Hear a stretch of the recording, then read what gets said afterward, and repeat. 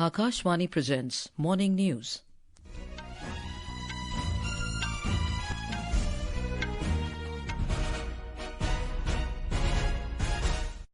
Good morning, I'm Anuja Kumar.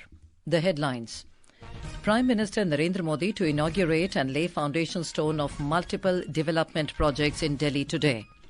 Union Minister Nitin Gadkari announces projects worth 12,500 crore rupees to improve transport system and reduce congestion and pollution in Delhi.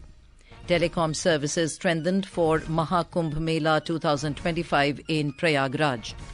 Bangladesh to release 95 Indian fishermen on Sunday.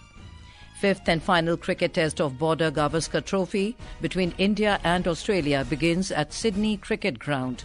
And in Hockey India League, UP Rudras beat Surma Hockey Club 3-0 in Rourkela. And now the news in detail. Prime Minister Narendra Modi will inaugurate and lay the foundation stone of multiple development projects in Delhi today.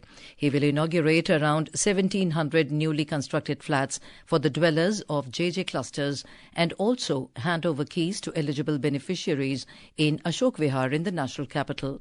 The inauguration of newly constructed flats will mark the completion of the second successful in situ slum rehabilitation project by the Delhi Development Authority. The project is aimed at providing the residents of the JJ clusters with a better and healthier living environment equipped with proper amenities and facilities. More from our correspondent.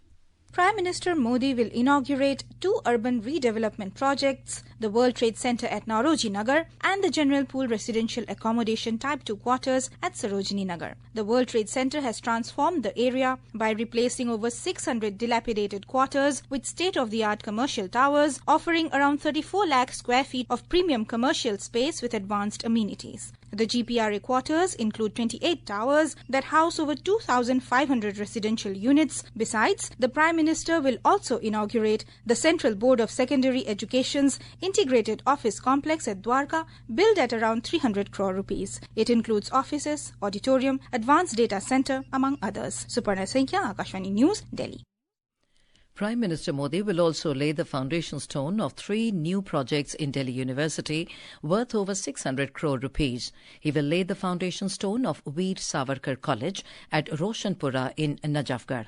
Talking to Akashvani News, Delhi University Vice-Chancellor Professor Yogesh Singh said the Prime Minister will lay the foundation of an academic block in the Eastern Campus at Surajmal Vihar in East Delhi and an academic block in the Western Campus at Dwarka. Things will be very different. New opportunities will be created to students in coming years. So we are very happy that Honorable Prime Minister will lay stone for such projects. Union Road Transport and Highways Minister Nitin Gadkari has announced projects worth 12,500 crore rupees to improve the transport system and reduce congestion and pollution in Delhi. He also announced a fund of 1,200 crore rupees from the Central Road and Infrastructure Fund for Delhi. Under the project, Delhi-Katra Expressway will provide direct connectivity to vehicles coming from Jammu and Kashmir and Punjab to the Indira Gandhi International Airport and Delhi-Mumbai Expressway. Vehicles coming from Dehradun will get alternate connectivity to the Indira Gandhi International Airport through Dwarka Expressway, reducing the travel time from 1.5 hours to 45 minutes. The BJP has appointed election officers for the election of the state presidents and National Council members of the party. The list includes the names of union ministers and senior party leaders. Union Minister Bhupendra Yadav has been appointed as the election officer for Gujarat, while Union Minister Shivraj Singh Chauhan has been given the responsibility of Karnataka. Besides, Union Minister Piyush Goyal has been appointed as election officer for Uttar Pradesh. Union Minister Manohar Lal has been tasked with Bihar, while Union Minister Dharmendra Pradhan will oversee election in Madhya Pradesh, and Union Minister Kiran Rijiju has been given the responsibility of Sikkim. Department of Telecommunications, in coordination with telecom service providers, has strengthened telecom services from Maha Kumbh Mela 2025. The Department of Telecommunication has made extensive arrangements to ensure seamless communication across the Mela area and key public spaces in Prayagraj, Uttar Pradesh. The Maha Kumbh Mela 2025 will be held in Prayagraj from 13th January to 26th of February. Our correspondent has filed this report.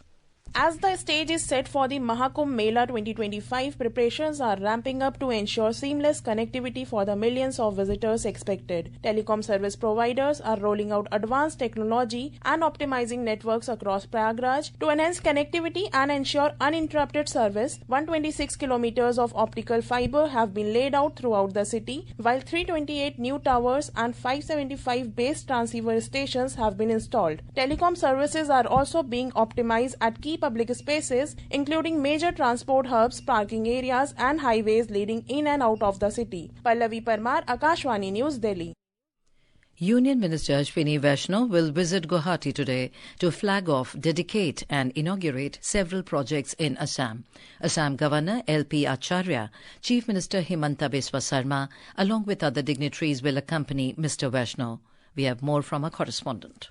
The Union Minister on his arrival in Guwahati will flag off 3 trains, Guwahati New Lakhimpur Jansatabdi Express, New Bongaigaon Guwahati Passenger Train and Tinsukia Naharlagun Express and dedicate a road over bridge. Mr. Vaishnav will inaugurate a 10 kilowatt FM transmitter at Akashvani Kokrajhar virtually from Guwahati. Additionally, the Minister will virtually launch the National Institute of Electronics and Information Technology Guwahati. Later in the day, Mr. Vaishnav is scheduled to visit the Tata Semiconductor Factory at Jagirhout in Morigaon district. The Union Minister will also undertake a review of ongoing projects of the Northeast Frontier Railway with senior officials before departing to New Delhi in the evening. Aminul Juddar, Akashvani News, Guwahati. This is Akashvani giving you the news. For quick news updates around the clock, follow us on our X handle at AIR News Alerts. And for details of these stories and more, log on to our website www.newsonair.gov.in and download the News on AIR app. President Draupadi Murmu will be the chief guest at the commemoration of the Golden Jubilee celebration of NIMHANS in Bengaluru today. To mark the occasion, the President will inaugurate a new psychiatry block, central laboratory complex and a hostel building. She will be dedicating to the nation the advanced 3T MRI scanner and DSA machine. The country's first ever coastline waders bird census will begin at Marine National Park and Sanctuary in Jamnagar today.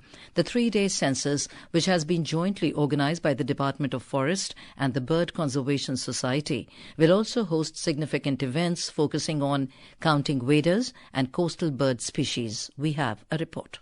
Jamnagar is often regarded as a paradise for coastal birds. The district is specially known for waders birds, which are considered as the jewel of Jamnagar. Marine National Park and Sanctuary area of Jamnagar is a home to around 300 species of resident and migratory birds. The country's first ever coastal waders bird census is all set to begin today. It will cover the selected locations along the estimated 170 km stretch of coastline and 45 islands from Okha to Navlakhi, spanning the districts of Devbhoomi Dwarka, Jamnagar and Morbi. Along with the bird counting activities, the 3-day program will also feature expert talks by specialists in forestry and wildlife and also knowledge sharing sessions. Aparna Khund, Akashvani News, Ahmedabad. Maharashtra Chief Minister Devendra Fadnavis has announced that all infrastructure projects in the state will have a unique identification, which will help streamline the system and bring transparency. This decision was taken in the cabinet meeting chaired by the Chief Minister yesterday. More from our correspondent. Maharashtra Chief Minister Devendra Fadnavis said several departments are working on the same projects in the same location and duplication of work leads to massive expenditure and losses. Like the Aadhaar card helped weed out bogus beneficiaries, similarly, a unique identification for basic amenities and infrastructure projects will help to streamline the system and stop several agencies from attempting the same work repeatedly. Fadnavis further said, whenever a project is taken up, all details along with the work timeline will be uploaded on the PM Gati Shakti portal and Maharashtra Remote Sensing Application Center. Bhavna, Akashvani News, Mumbai. Akashvani News brings you glimpses of 2024 in its special series. Today we take a look at the key initiatives and achievements of the Ministry of Power. Our correspondent has filed this report. India's power sector has demonstrated resilience and commitment to sustainable growth to ensure reliable, affordable and clean energy for all. The country's total installed power generation capacity has surged by more than 83%. The country has successfully met an all-time maximum power demand of 250 gigawatt in the current financial year. India has also registered significant growth in renewable energy. Since 2014, 129 gigawatt of renewable energy capacity has been added. Central government has also finalized National Electricity Plan from 2023 to 2032 for central and state transmission systems to meet a peak demand of 458 gigawatt by 2032. Anand Kumar, Akashvani News, Delhi. The 31st National Children's Science Congress is starting from today in Madhya Pradesh. Our correspondent reports that Chief Minister Dr. Mohan Yadav will inaugurate the 4-day event in Bhopal.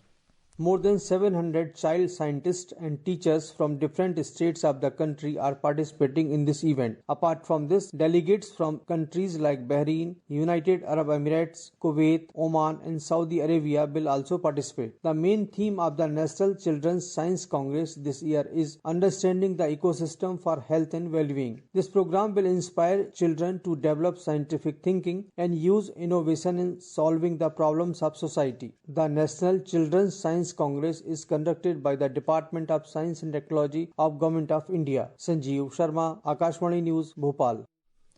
Bangladesh will release 95 Indian fishermen on Sunday.